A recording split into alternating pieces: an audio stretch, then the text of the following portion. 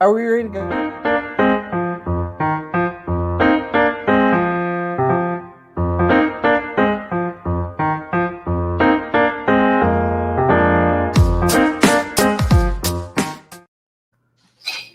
Good morning, everybody, and welcome to another episode of The Week That Was. I'm Saeed Khan, broadcasting from a not as hazy Detroit, given the Canadian wildfires of late. So hopefully we'll be able to remove the opacity that has been part of this week's news. How's that for you, Nancy? Very $50 words there. Nice. Opacity. I like it. There you go. I could have gone with opaquousness, but you know that would have just been The answers I got wrong on the SATs. Yeah. and Joel, that was on the math section. Again, thank you. And you still got into where'd you go? Michigan? Well, I went to state and then I transferred to Michigan. So, okay, there we go. So it's everything, all's well that ends well. Go ahead. Mhm. He found the extra 200 points over there. And Bill, you're on mute, so you might want to do something about that. Anyways, let's go. I don't like Michigan State being referred to as that way you got into Michigan. I know. It wasn't. I mean, there's a whole story behind it that isn't appropriate for this particular form. That was crazy. Come on, Bill. Everybody needs a good launching pad. Okay. It was a great school, been great friends. I had nothing but I love it. I had more fun at state than I did at Michigan. I'll tell you that right now. And that's we why need to have a Bill, saying about that, about who went to Michigan. What kind of women went to Michigan State versus went. 9 out of 10 Much girls different went to deal. yeah. Yes. Yay, you know, we MSU women. Yeah. Bill, It was wonderful. I loved it. Bill, I was at Wonders. It was great. Okay. Bill, you should take pride that Michigan State is a gateway drug. So, you know. I do. I don't know what made you wonder about that. Exactly. Well, joining us today on the show is the former chair of the Michigan Republican Party, Jeff Sakwa. No, we did it again. Co-chair. I don't want to take too much responsibility.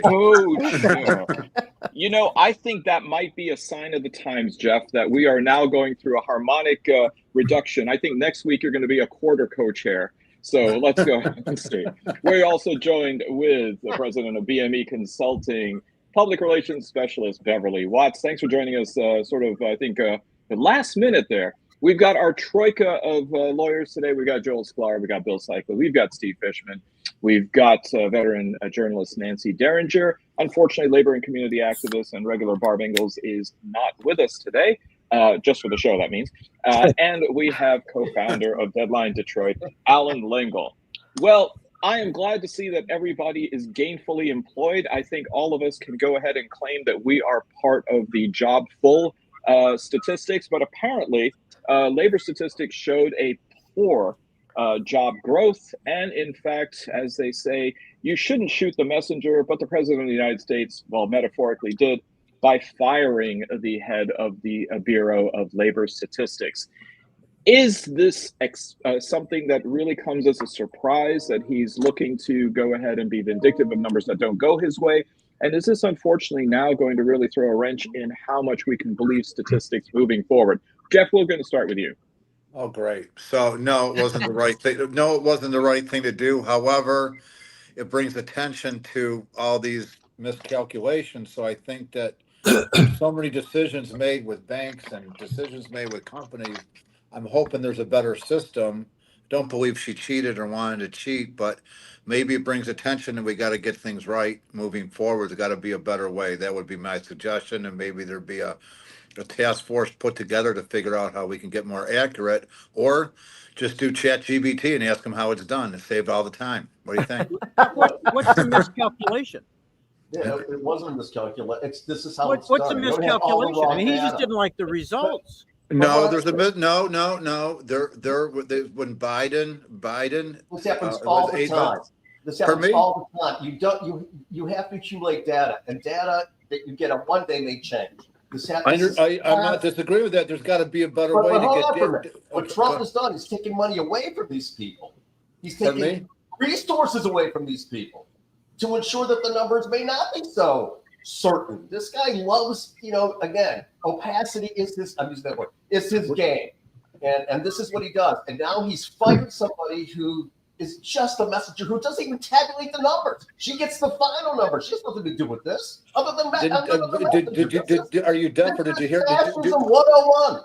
By the way, did you hear what I did? What? You don't like the news you got. Did you hear what I said? No. I said you shouldn't have done it, and I said we should come up with a system that we would put more accurate on-time results. Period. But hold on. I don't like being yelled at, but go ahead if it makes you more important. Go ahead. I don't want to make this personal. What I want to do is get to the facts. What we have is we have the labor statistics come out. Yep. Sometimes they're wrong, and they get adjusted, and they try to get it right. We have a history of trying to get it as right as we can. These are not easy numbers to come by. And so they get adjusted, and he didn't like the fact that they got adjusted down when they looked good. But what we're doing, what Trump in particular is doing, or what this movement is doing, is destroying trust in any of these institutions. And nobody's going to trust these numbers. It's going to make economists not trust these numbers. It's going to make it very difficult to do any planning. And it's not about whether or not these numbers were right or wrong. It's about whether or not people trust them. I'd rather have them be wrong to some extent, but people trust them, than to have what's going on now go on. Well, Bill, isn't trust the the system anymore. That's what happens when people attack our institutions. We don't trust our institutions. People aren't trusting the courts because of what Trump's done. People aren't trusting the economic. I'm in full agreement with everything you're saying, but I think people not trusting is nothing new, my friend, at all. So that's why it's part of the reason why he won. Bill, do you think that maybe the real reason why the numbers, Beverly, that the numbers actually had to be adjusted down is because they forgot to add all the people he laid off during Doge? Maybe. Yeah. Probably. But at first I was going to say on this Friday, I was going to tell Allan to turn up the volume because you guys are talking too low. We started off with a bang. But two things could be true. But what I gather, you're right. The numbers are definitely wrong. And we do need a new refined system. Thank you. And I do agree, distrust did not start January 20th. And that's the only good thing I'm going to say about that in 2025. Oh, Allan. I was thinking of, I got my cholesterol score and I didn't like it. I was thinking of firing my doctor. Many people do. But as far as the system, obviously, look, the system is always being adjusted. It was right before the election. Biden got bad numbers. They were readjusted and said there weren't as many jobs as we originally thought. Yeah, I mean, and maybe we're wrong. They must know the flaws in the system. And if they can improve it, great. If not, I mean, the other option would be to wait. Don't report it every month. Report it every 3 months. But every quarter. Yeah. People want to see more immediate numbers every month to get a gauge on where it's going. And sometimes it's, more additional information comes in, it gets readjusted. It's been going on forever. You would think there'd be a better way, but it's not like they have a lot of, fifth graders running it. These are, I'm sure, people with masters and PhDs who have been running it and figuring out how to, tweak it and make it better.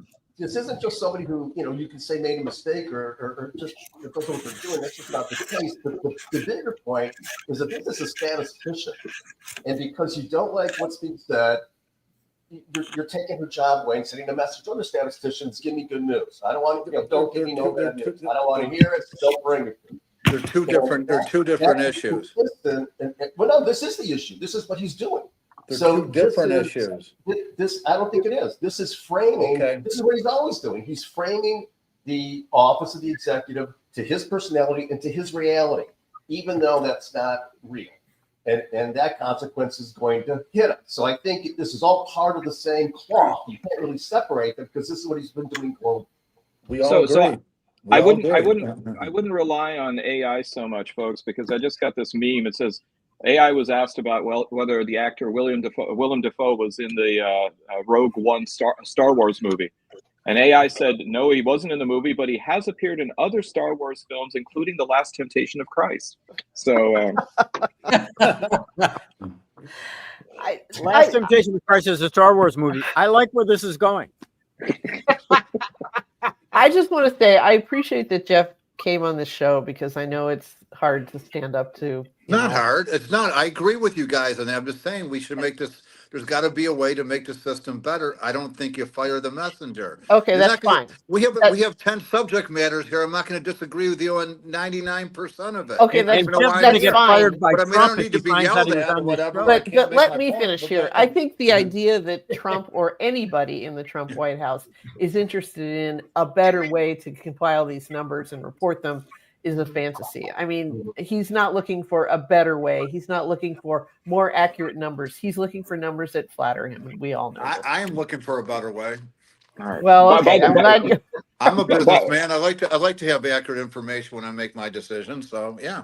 Well, by the way, Jeff, on the show we don't have unanimous consent to the other topics, so you're going to have to debate them out. I'll do my best. I said, Allan, like, what do you want from me? Like, by the way, I'm already taking. Can I swear? Oh, yeah, I'm supporting. Should we take a vote on that? I'm supporting Duggan, and I'm being ostracized. The good news, I don't care. So keep going. Well, you know what? Let's talk about gubernatorial candidate and current mayor of Detroit, Mik Duggan.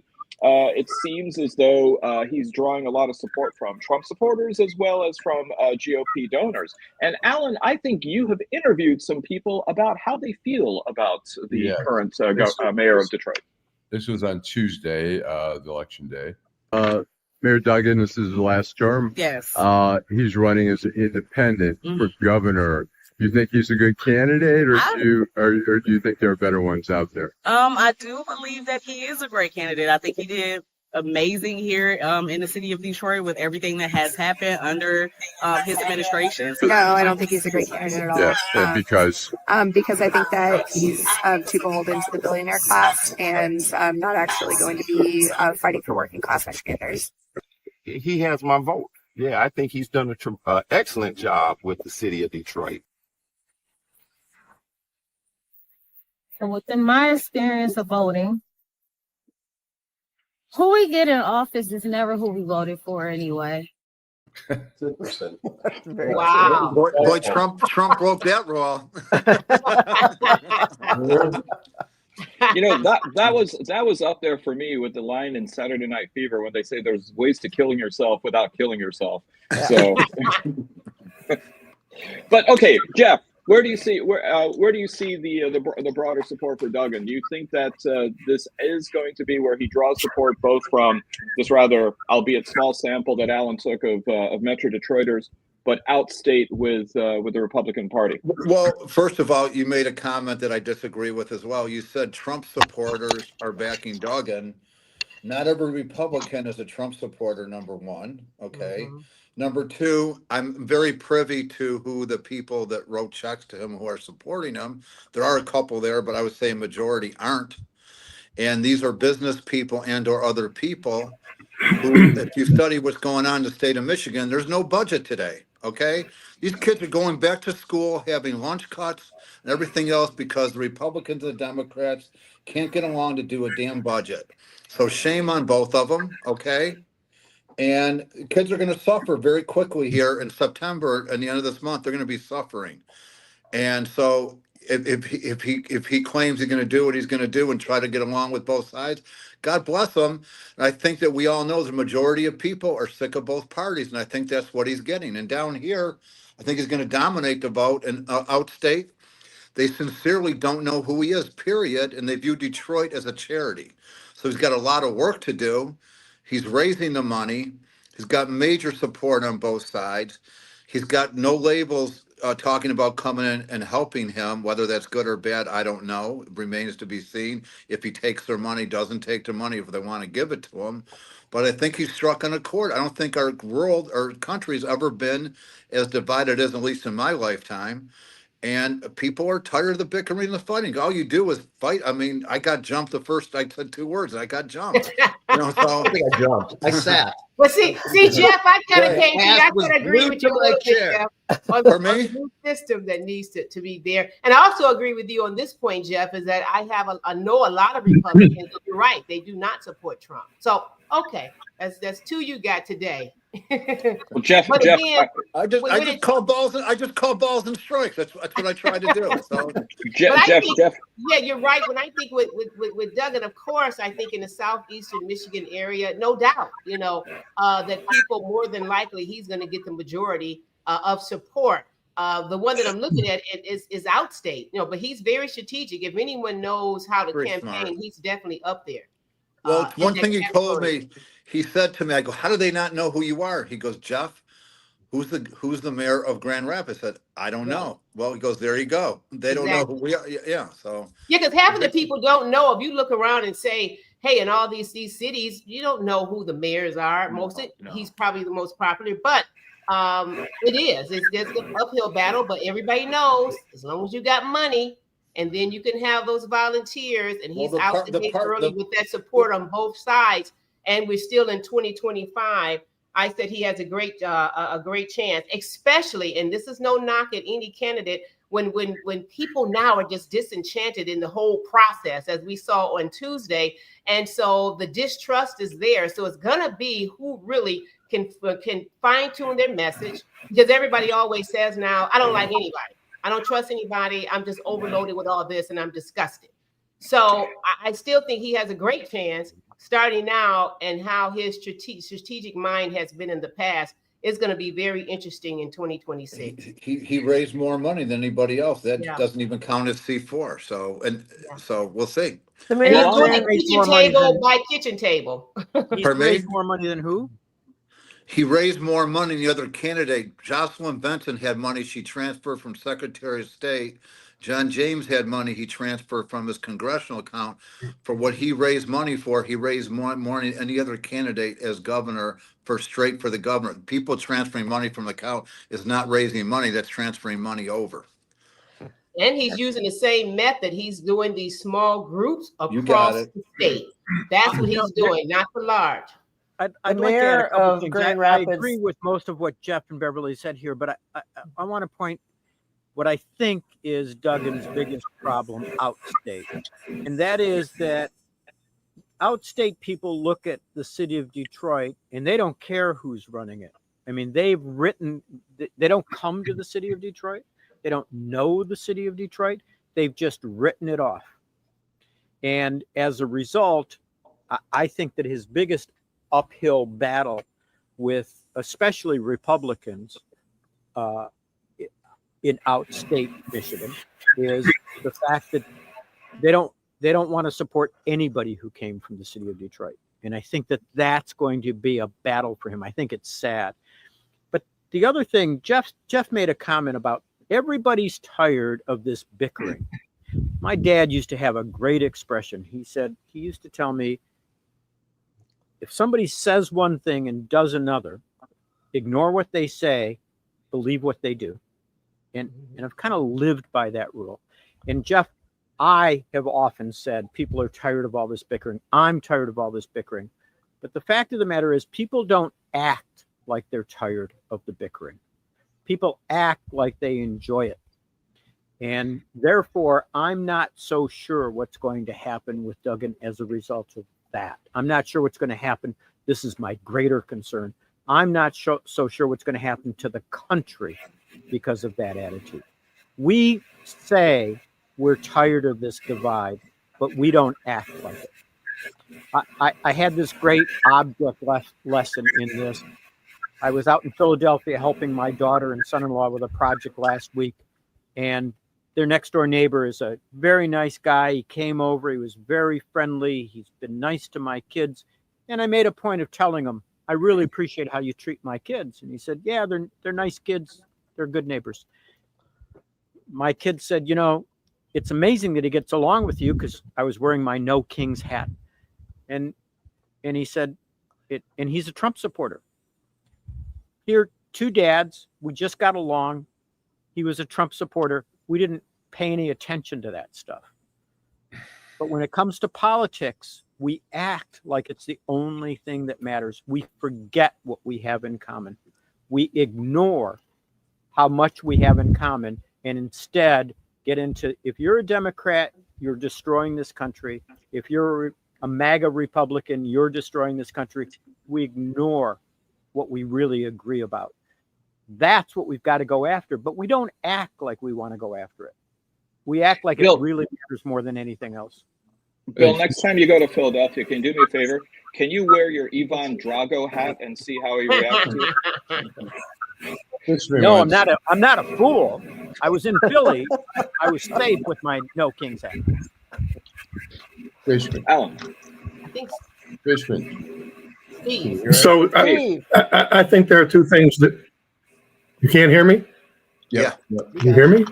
Yep. Everybody could hear you, Fish, all the time. Well, it's my first time talking in 20 minutes and 50 seconds. That's pretty good for me. I think Jeffrey made a very, very good point in terms of people being sick and tired of what's going on in Lansing in terms of the stuff that you were just talking about, Bill. If they can't pass a budget, I mean, if that doesn't disgust you enough with the kids, to this, to that, that's one thing. The second thing, this business about Duggan being the mayor of Detroit and therefore nobody's going to listen to him. And I saw what Ira Todd posted about something in Augusta Township, wherever the hell that is. I think there's a big difference. The way I understand it, and I'm relying on Beverly and Jeff because these guys are the political guys. The way I understand it, what he's been doing and the reason that he announced so early is so he could go in person and meet with people. Am I right about that, guys? Yes. Yes. Yes. Okay. So yes. He's got billboards me, all over. He's got billboards all over northern Michigan. Yes. Yeah. But I think if he goes and meets with, maybe I'm a little too tough on outstate people. A lot of what they think about Detroit has to do with race. It's who are we kidding? Exactly. They think it's where all the brothers and sisters are. Exactly. Okay, so what I'm saying is when a guy like Duggan, he was the mayor of Detroit. He's raised in Livonia. He wasn't on Roseland 7 Mile with me. That's for sure. Right. And when he talks, and he talks in the way that he talks, I personally think if he meets with people like it sounds like he's going to do, I think he'll do a lot better than people think he's going to do. I don't think they're going to say, oh, he's the mayor of fucking Detroit and therefore the hell with him. Right. If he were black and mayor of Detroit, they'd say, yeah, they won't. So I think this business that what Jeff mentioned, that business in the legislature, that is sick. And I think we all would agree with that. That is sick that they can't get together and pass a fucking budget. I mean, so exactly. I'm kind of with Jeff. I haven't thrown $1 into it yet, but yeah. But Steve, you spot on. Steve, I'll tell you the big problem still in my mind, and I have a very hard time getting over this.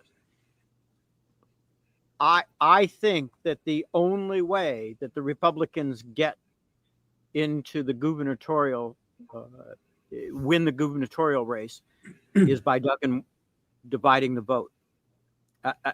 I don't think there's any other way they win that seat. But I'm terrified that empty suit can win this race because of the division between Benson what empty suit? John James. Oh, okay. No. Well, we're in agreement on that. We're in agreement on that too. Keep going. I was going to say, Bill, probably about 6 months ago, I would agree with you because I was kind of feeling the same way. But it's kind of thawing now, and looking how Duggan has done it, is doing it, and then he's as an independent. Going to I can't think of this town because I went a month ago when I heard he was going to be up in a small area, Upper Michigan, and I went there, a couple of folks, just to sit and see. And people were, standoffish. They was Republicans. I think I and the other person was the only Democrat in the room because he's an independent. So there was 2 of us. But I can tell you, I was amazed because by the time he had finished his speech, sitting there, just in the middle of them, and people were mean, they were harsh, they were stern. Basically, somebody asked him in the beginning, what are you doing here? By the time he left, and I sat and I talked to people as they was leaving out, he had flipped every one of them. And I think this is what I was saying. He is a force of nature. It could have been anybody else. Politician. He is, but it's the messenger, and he had got them and moved that needle from here, at least here, and we're there because they both all agree that they're disgusted and they're kind of tired. Some admitted they were not a Trump supporter. Other half said we are a Trump supporter, basically a Republican supporter. But at the same time, that energy, that negativity, the reason they came, why are you here in the beginning when it started, by the time he had finished, I had to see it for myself. So I'm not saying that's the magic secret sauce. I'm just saying if he continues that, it begins to do a little bit of thawing. And as well as on the Democratic side, where I've heard some people quietly in the back room say, oh, I would never vote anything other than a Democrat, they have thawed. So I've seen a thaw on both sides. And that's why I'm saying, I don't know. I'm just saying what I've seen in the last 6 months. So I would say some people have said, people in Detroit, they'll only vote Democratic. I think it's nonsense. I mean, the people I talked to, they were like, yeah, I mean, some weren't rah about Duggan, but some of them are like, absolutely, Duggan's the guy. And I think they could care less what party. Exactly. Look at the ministers that stood behind him in Detroit. And the unions. And they didn't really stand behind any mayoral candidate, but they've stood behind him so far. So I don't know. Yeah. Let's go back to John James for a second. Some stuff I can share with you guys. Number one, have you heard John James say anything in the last couple of months? I haven't. Okay. I haven't heard him say anything since he went into Congress. Thank you, Mrs. DeVos, for the check. Let me finish my point. Okay. The point's real simple. This guy's pissed off Trump because he may lose that congressional seat. I would bet he loses it. But he's told the president I wasn't going to run anyhow, so he's just pissed off all these Republicans. What the hell would you take the job for in the first place, right? Right. But what he will get a lot of money from across the country. So what if I'm a Democrat or Duggan, I want to call him out today, like, what did you think about the president firing the person? What do you think about this? Get him on the record, and then you'll have something to attack him on when the time comes. I know a lot of people in the Republican Party that are going to vote for Duggan for no other reason than it's not John James. I don't know who's going to come. I believe he'll win the primary because of the money. I have no idea who's going to come in second place.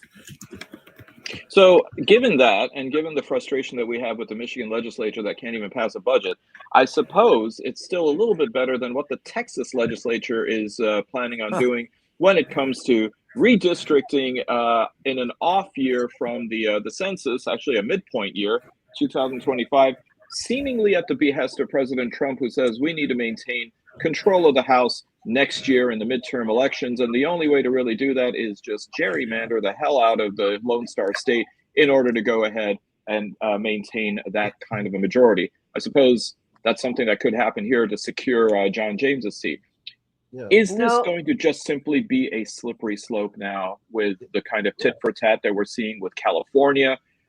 Little Vance going to Indiana. By the way, if anybody hasn't seen it, I would definitely recommend watching this past week's South Park.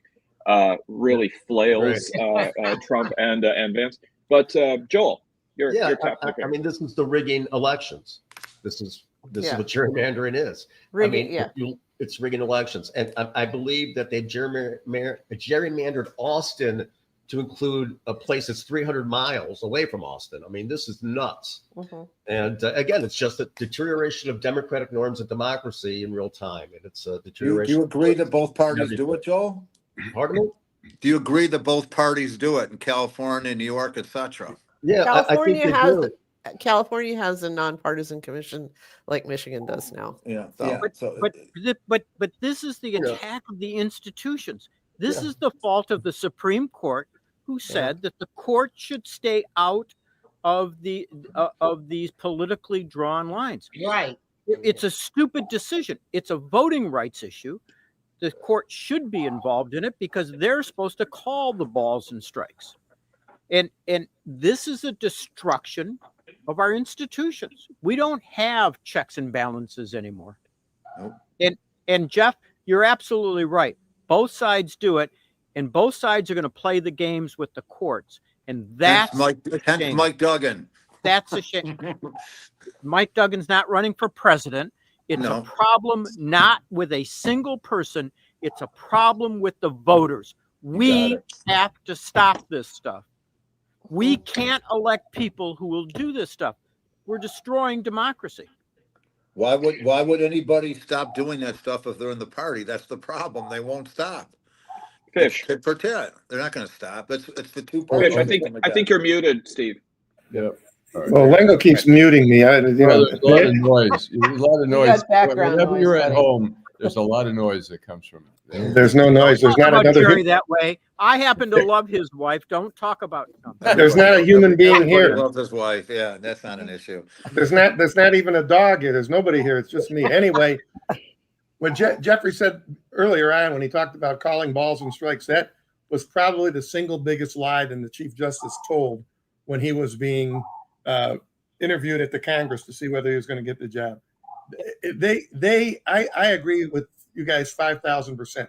To pretend that this is not an issue for the courts is insane, because Jeff is 100% correct.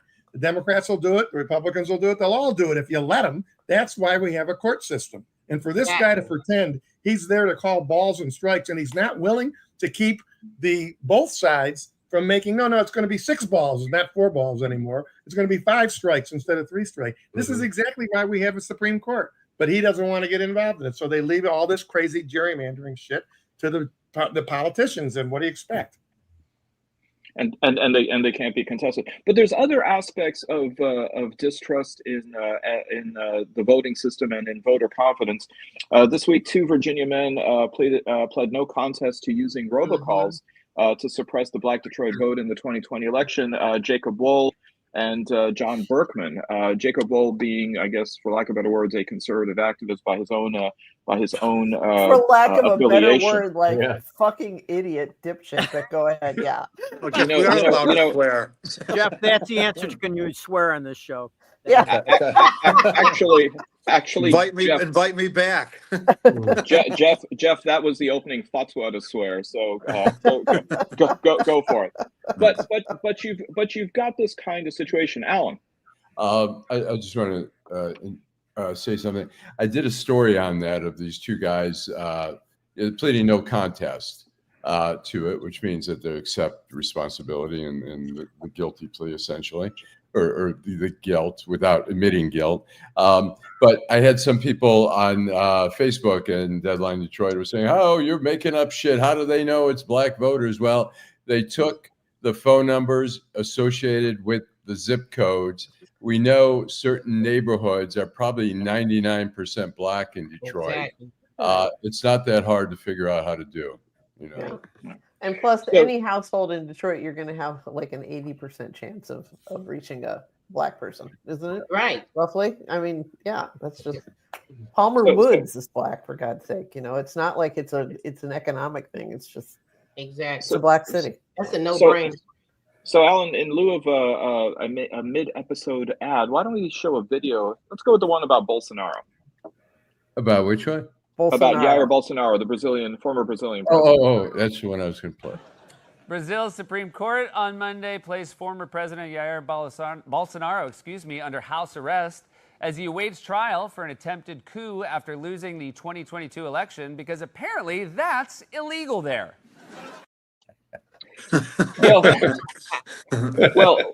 Well, apparently even those who are trying to go ahead and prosecute illegality are now falling under the specter of this administration. Special counsel has been assigned to investigate former special counsel Jack Smith, and Obama administration officials, as well as the Clintons, are facing grand jury investigation over the 2016 election and the alleged Russiagate scandal.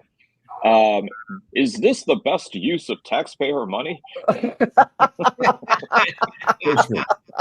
Fishman, he knows. How many times have we said this on the show? They have to pay attention to some minor little detail called the statute of limitations. Yeah. And they're talking about 2016. That's a lot, even by my Mumford High School arithmetic, that's a lot farther back than 5 years. So I don't even know what they're talking about. The whole thing makes no sense. Which everything that comes out of Pam Bondi's mouth makes no sense to me. So that's consistent. Plus, there's presidential immunity. But you probably were better off from that first congressman that they got rid of. Maybe he'd have been better off. What was that guy's name? Remember the guy that got caught with all the girls from Florida? Oh, Getz. He was the original. He was the original. He was the original nominee, right? It's so many of them. You can't keep up with these men. Yeah. Well, when it comes to that and the Epstein scandal, Alan, I think we have a video about somebody who's really keen on Matt Gaetz having a new position. Yeah. Turn of events for Donald Trump. His own sycophants are breaking ranks with him, and even worse, they are demanding accountability. I think moving forward, we need a special counsel. That has got to happen. I want answers, and maybe that takes that special counsel to do so. Maybe Matt Gaetz can lead the special counsel. Now, do you think that Congresswoman Boebert is going to say that she's going to give him a hand? I don't get that reference. Could you explain that, Saeed? Well, let me get my whiteboard out.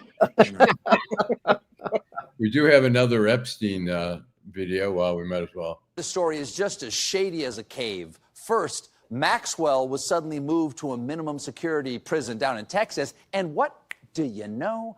Anonymous sources are now saying that Ghislaine Maxwell told the DOJ Trump never did anything concerning around her. Well, then he's in the clear. Good work, gentlemen. I know we all had our suspicions, but the convicted sex trafficker of underage girls didn't see anything that concerned her. No red flags for Ghislaine during her decade-long career of underage sex trafficking. She said right here in the transcript, "What was Donald Trump doing with Jeffrey Epstein? Nothing that concerned me, Ghislaine Maxwell, sex trafficker." What would it take to offend her? They should cancel that show. Well, to paraphrase. Are you talking about the Trump show or? 3.5 more years. Put on your seatbelt. Go ahead. And then they should move her to a minimum security. Go ahead. Yeah. Well, the thing is, Beverly, I mean, not only prosecutors, but apparently other inmates at that prison are really upset because there's, of course, the hierarchy within the incarceration system that sex offenders are at the very bottom of the list, and so they don't like being associated with this person. But then again, yeah, go ahead. I got a question for Fishman. How often do you see where they can't give a break on time or whatever, but your client says, "Hey, I'd be happy if you sent me to Minnesota or West Virginia"? You want the true answer to that? Yeah. We can the handle true it. answer. The true answer to that is that not judges, not defense lawyers, not assistant U.S. attorneys, no one has any influence with the Bureau of Prisons. The Bureau of Prisons loves to tell lawyers if you write a letter about something, they send you back something. We don't pay. Basically, we pay no attention to anything you say. So this did not come from whatever that lawyer's name is pulling any kind of a stunt. Somebody told the Bureau of Prisons to do it, and my guess is that somebody would have to be somebody pretty high up in the government, because I have had cases where they don't provide medication for the client, right? I contact the court, the judge, a federal judge who sentenced the person. Federal judge tries to contact them. They don't want to talk to him or her. That's just the way it is. So this was a situation. This guy here is driving me nuts. This was a situation where somebody who has control or influence at the BOP, which is very difficult to find unless you're really, really, really high up in the system, maybe even the president. I'm not saying he did it, but somebody at that level had to have told them that, because the BOP doesn't do stuff like that ever. And even with this offense, I mean, I think this is pretty extraordinary when you have a sex trafficker going to minimum security. No, let me tell you one other thing. Generally, and it could apply to sex trafficker as well, as the defendant works down her sentence, okay? You're sentenced to 20, you've done 11 or 12, then you might be transferred to a lesser institution. That happens. That's why sometimes in the minimum security camps, you'll have a guy who's a huge dope dealer. Why? He got 25 years. Now he's 62. He's served 18, and they move him to a lesser thing. That wouldn't happen, though. She hasn't been there long enough to qualify for something like that. So that if they use that as an excuse, that's horseshit as well. Okay, thanks. Jeff, I'm sorry, you look a little bit bored. Would you like to chime in? Uh-oh. Oh, man. Say to him. Bam. Next time, he said that it took 2 words to go after him. Next time, I think we'll go after him after 1 word, just so that he's in the game right away. Come back, Jeff. Please come back. He's trying. He will. Well. On this whole thing, agreed that there are statute of limitations, as Steve said, but just the idea that we're talking about a giant octopus, and I don't know if that's anybody's schmuck of the week for what happened with that kid at the zoo. Actually, the kid should be the schmuck. Well, that's a whole other thing. I'm really into cephalopods, but the whole idea of going after Clinton at this point, going after Obama officials, former CIA, former FBI, former Homeland Security.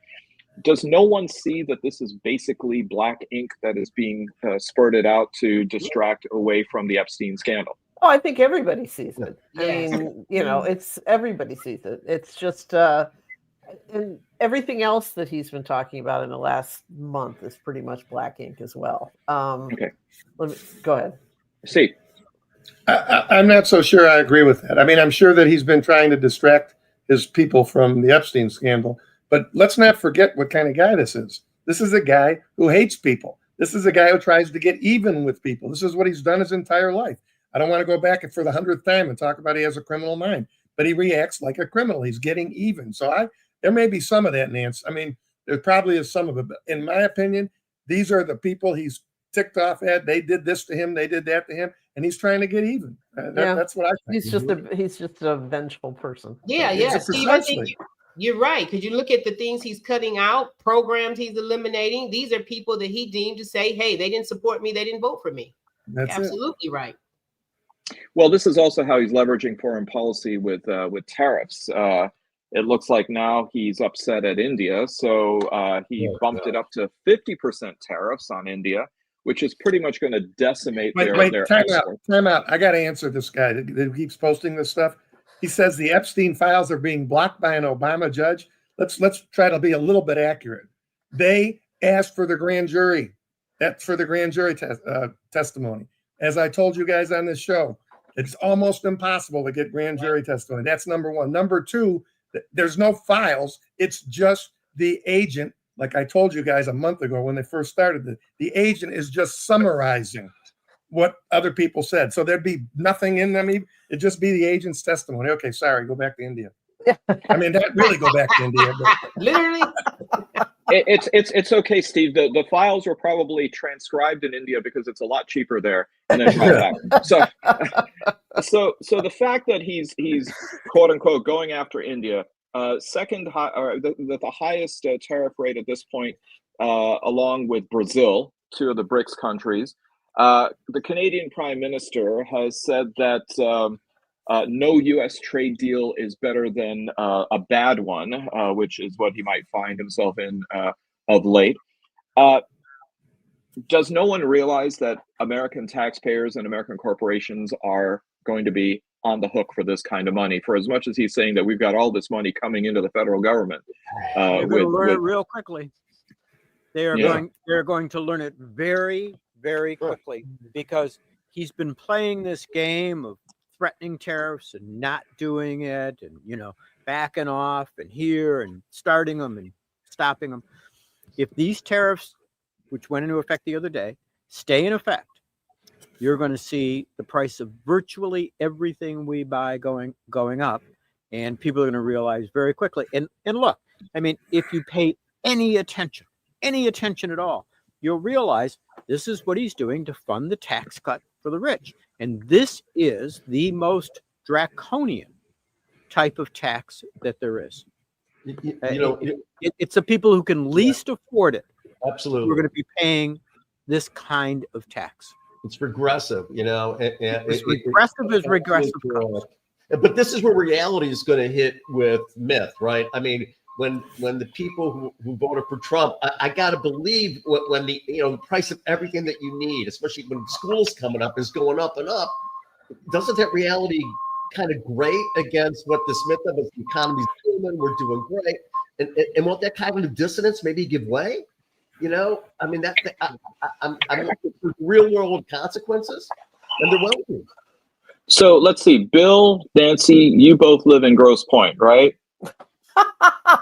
No. My question is, do you guys have like access that if we went to Canada and started to smuggle in caviar and other products that are foreign, Do we have safe haven for me to park my my mini submarine? Always. Always. And in fact, I will be a mule for that caviar. I will put it in my bra, or somewhere that some customs agent is never going to find it.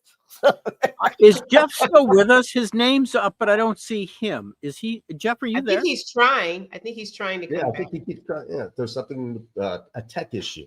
Yeah, there's a technical issue. Because I'm interested in what Jeff would have to say about these tariffs. I mean, it's I think this is an incredibly important issue, and I don't get it. I mean, with the exception of the DNR guy, who I think is probably a Russian troll, most Republicans have never been in favor of tariffs. And no, they were the ones who always said argument. Oh, it's good for all the other countries. Why should America? Okay, I'm ready to answer your question. Go ahead. Number one, I'm going to disagree with you heavily that the tax cuts, this rich billionaires' tax cuts, a bunch of fucking bullshit. Because if you go online and look, it helped out the lower and middle class more than it helped out the upper class. That's for starters. Do your homework on that. As far as the tariffs go, his concept of unfair trade is fine. The way he's going about it like a sixth grader is completely wrong. But evening up with people, China's a huge, huge problem. You talk to people in the automotive industry, stealing our patents and everything else. And one of the reasons why he won this election is because the blue collar people, the union people that work in these factories see what China's done to our country. So getting even with China and some of these other countries is the right thing to go about. Having a temper tantrum to do it, or making up 50%, or kicking the can down the road. We all have a million friends in the automotive business in our state. You cannot plan your business with no plan. So you have a guy with no plan, and you see not one year the car makers are making electric vehicles. Next year they're getting rid of electric vehicles. Good luck, Big Three. Good luck, and we all suffer for it. So I don't have a problem with the tax cuts in any way, shape, or form.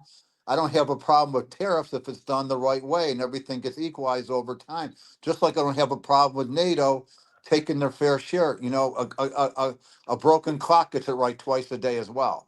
So, Jeff, are you suggesting that tariffs are not a regressive form of taxes? I mean, because you agree. No, look, a traditional Republican understands that if you impose tariffs, it's not the country that the product's coming from that's paying it. It's the people who are buying the products that are going to pay it. You agree with that, don't you? You didn't listen to what I said. What I'm saying I did listen, Jeff. Jeff, I'm trying to have a respectful conversation. Don't tell me I'm not listening to you. I am. Okay, have a good day. What are you charged by the hour? What are you doing here? So at the end of the day, you asked me a question. You want me to answer it, or do you want? Yeah, but I want you to do it in a respectful way because I'm trying to be respectful. Okay, do not tell me I'm not listening to you. I'm gonna go. Have a good day. Goodbye. Bye. Well, there's no need. What? You're not intimidating me. I don't care about you. All right. That's fine. Oh, damn! I thought he was back. Oh well. Ladies and gentlemen, the defections from the show are not a reflection on the show. They are clearly the individual agency and responsibility of the person leaving the show. He better be careful. He hasn't seen Bill's picture. He better be careful.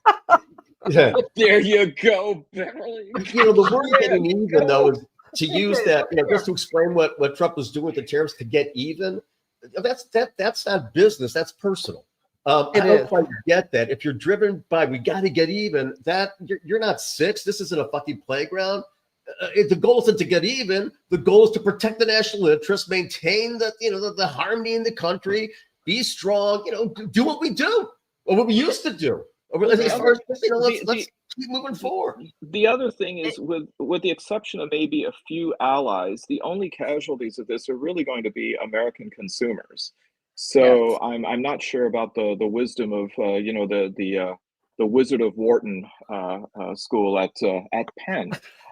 Last item, the mayoral primary results are in, and it looks like there's only two left standing. Detroit City Councilwoman Mary Sheffield and the Reverend Solomon Kinloch going into the elections. And I noticed a pursing of the lips, Beverly. Yeah.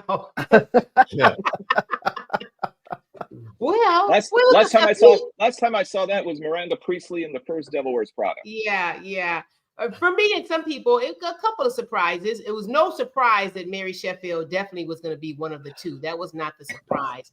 The surprise was some people thought maybe the surprise was how close I think Santil and Kinloch were. I think some people thought Solomon Kinloch would have had more numbers. His numbers would have been slightly higher. Everybody kept saying that they thought, the turnout, which was extremely low, but 4 years ago was at 14%. Right now, it's a little over 16%. However, we thought it would be much higher because for the last 12 years, you've had Mayor Duggan. This would have been the first time he was not going to be in the election. So we thought the turnout would be higher, at least minimally around 18%. So that was a little shocker that it was really, really, really, really low. And the other surprise was too, we knew that Mary was going to come in and as the top perceived, but everybody was surprised she got as many of the votes of the a little over 85,000 votes cast that she got that many.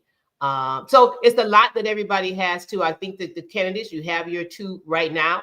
If I was to be talking to Mary right now, I'd say, kind of stay on course, your messaging, your commercials. Everybody loved those commercials, but I would be going after those 41,000 people. I would just zero in and target those people who did not vote for me.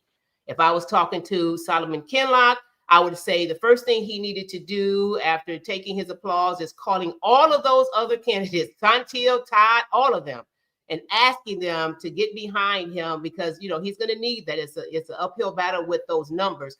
Also, if I was him, I would fine tune my message.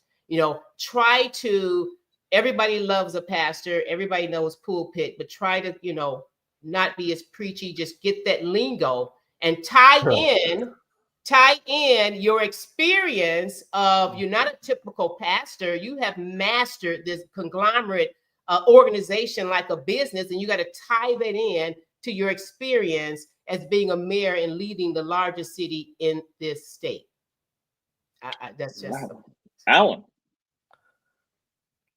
Allan, you're muted. You're muted. Allan, you're muted. I'm sorry, there was some background. They were actually picking Fishman muted you. They were picking up the trash. But I was going to say, to the credit of Ed Sarpolus, who's been really great on a lot of polls, his poll was pretty much right on. And I'll explain one thing. I mean, he had Sheffield at 34%. He had in his last poll in July, Sheffield at 34%. He had Jenkins at 17%. Had Kinloch at 16%, and then the rest were down on the bottom there. What his explanation, and it may be, using magic or whatever, 16% were undecided, and he says that the 16%, most of them went for Mary, because the other numbers lower down really didn't change that much. Todd Perkins did a little better than expected. He placed fourth.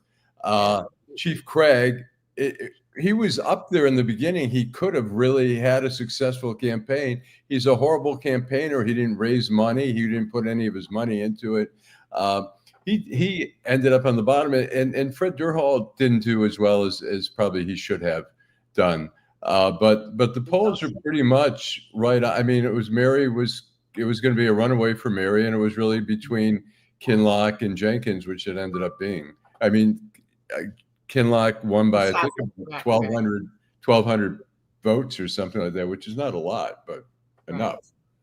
So. But I do think she's good.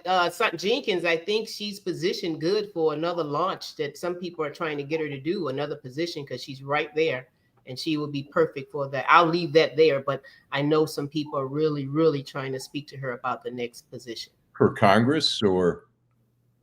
Possibly that one, yeah. That would be the most obvious thing for any of these candidates. I mean, Fred Durhal is considering running in the 12th district against Rashida Tlaib, which could be it's a tough one, but it's also tough in the 13th district in Detroit and parts of Grosse Pointe, because there's always so many candidates jumping. Exactly, and then the current congressperson has so much money, which is required. with that crypto project. All right, Alan. Oh, Steve's back. Cool. Let's go to the final segment. Downtown Detroit, Robert Wells, Schmuck of the Week. All right, Steve, let's go ahead and start with you. Mine is simple. It's not going to be a long discussion. I don't even really want to talk about it. Mine is easily Bibi Netanyahu, from what I read in the newspaper today, that we're going to occupy the entirety of Gaza over the objection of the military, over the objection of a large percentage of the Israeli public, but he's going to do it to keep his job. And that's all I'm going to say about it. And I don't even want to talk about it, but that's my schmuck. Fair enough. Beverly. Okay, so Steve just kind of took mine because I was definitely going to say the same. I saw his interview yesterday, and he, he's saying, "Oh, we didn't really harm a lot of people. We wasn't trying. We sent notices before we were striking, gave them an opportunity to run." I mean, just how disrespectful and disingenuous of the suffering that's there. And you're going to say you dropped some leaflets to say, "Oh, we're coming." Are you kidding me? So he's definitely the schmuck of the week. And again, of course, my favorite governor of Texas, Mr. Abbott, with all his threats every day for the Democrats and say, "I don't care what you do, I'll find you. Go find them at the airport, in the hotel, at, Popeye's chicken anywhere, bring them back." So, of course, Governor Abbott. They better stay away from Torchy's Tacos down there or Buc-ee's. my two favorite haunts in Austin. Bill.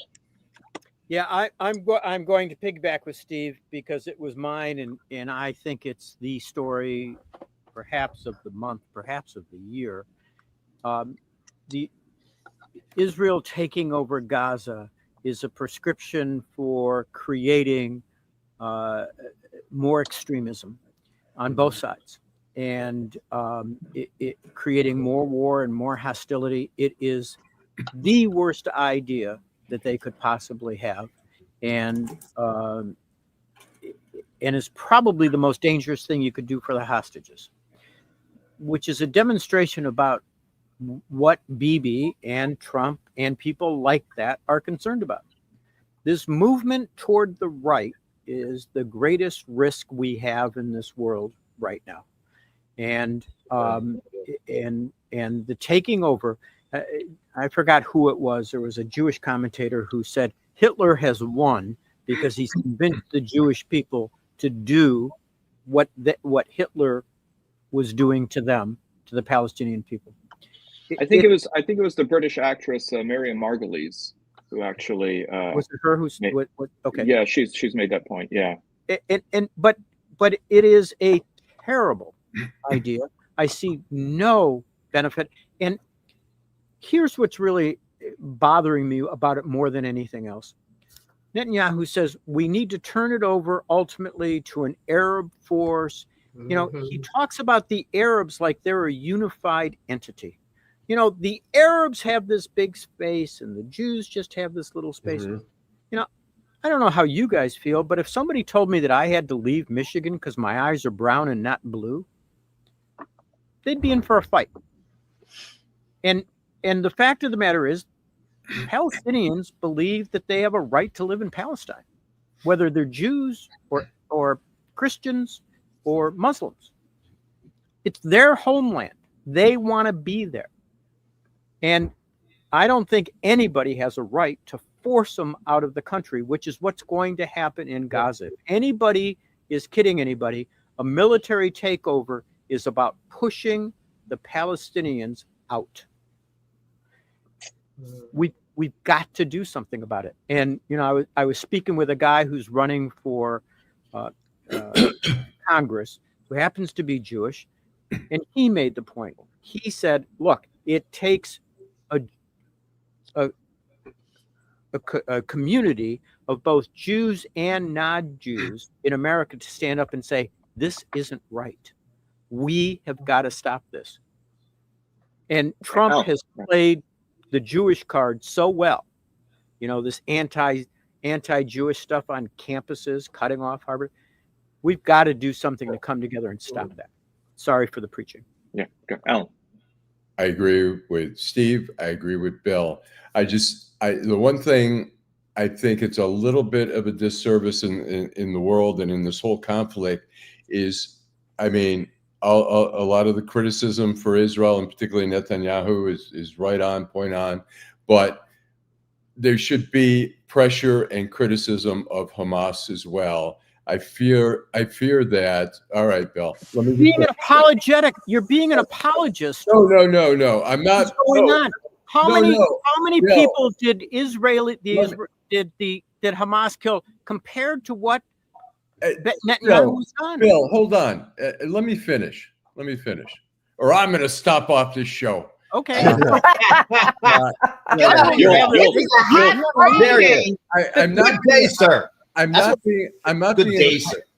being an apologist. Look, the war has to stop. The pressure has to stop. But there has to be when Hamas sees every time suddenly that they're disincentivized to reach an agreement. There has to be an agreement on both sides. There has to be peace.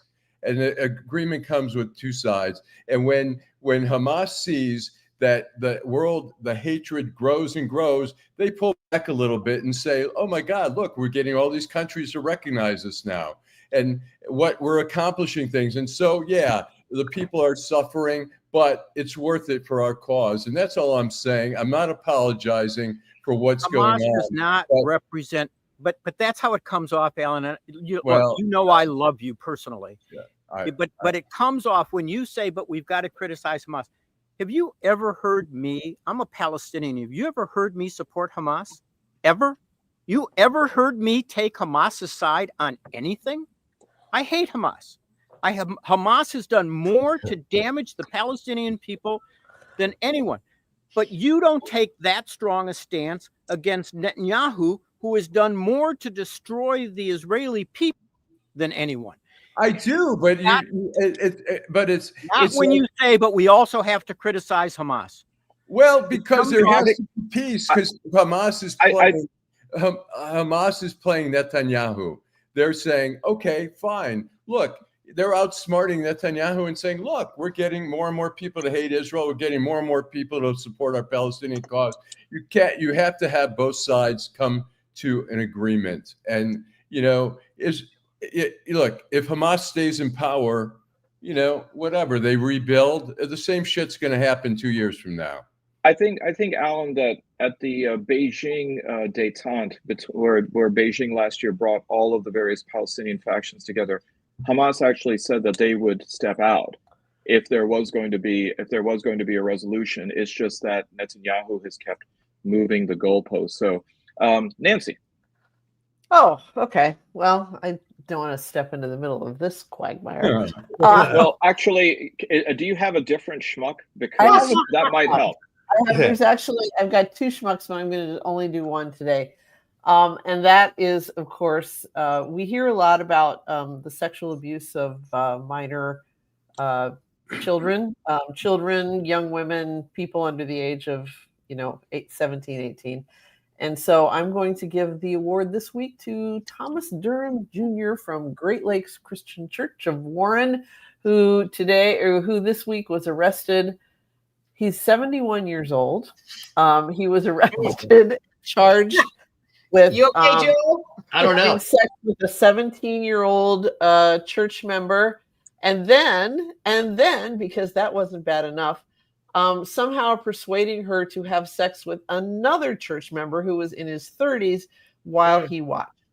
And of course, it was the usual blackmail. If you don't do it, I've got photographs, I've got video, I'm going to show your friends, I'm going to show your family, the usual stuff like that. Revenge porn. Yeah. And I just want to point out that once again, one of these guys is not a transgender individual, is not a gay individual, is not a drag queen, but is instead a good Christian. So, or an undocumented immigrant. Or an undocumented immigrant, exactly. So there we go. I think that's important. Okay. Joel.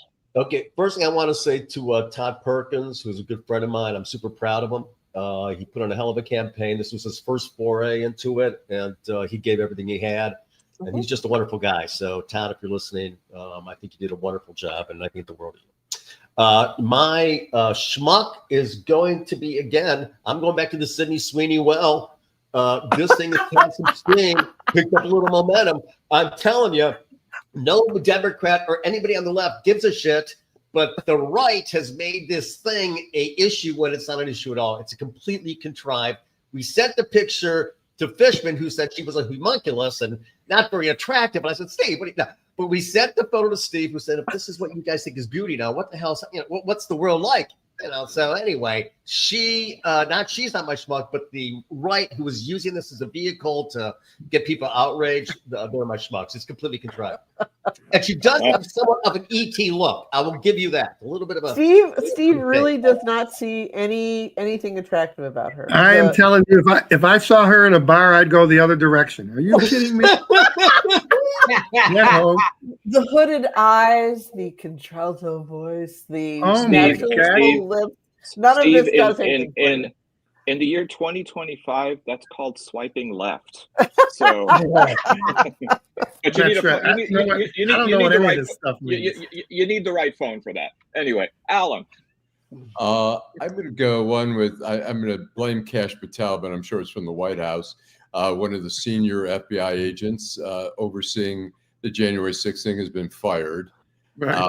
Which is it's just insane. All the people that are being fired from the FBI, and Kash Patel is, during the hearings, when he was being confirmed, he insisted there'll be no vindictiveness. There'll be no, getting back at all these people. It's just total horseshit. All these hearings. I mean, the Supreme Court, Roe versus Wade, that's established law. We would never mess with that. I mean, these hearings are just such fucking farces. But anyways, that's all right. Well, one of these schmucks is going to be in honor of Jeff because he's not here, so to fill in for him. And a couple more are going to be there to sort of help some of you out because you all seem to pick the same schmuck this week.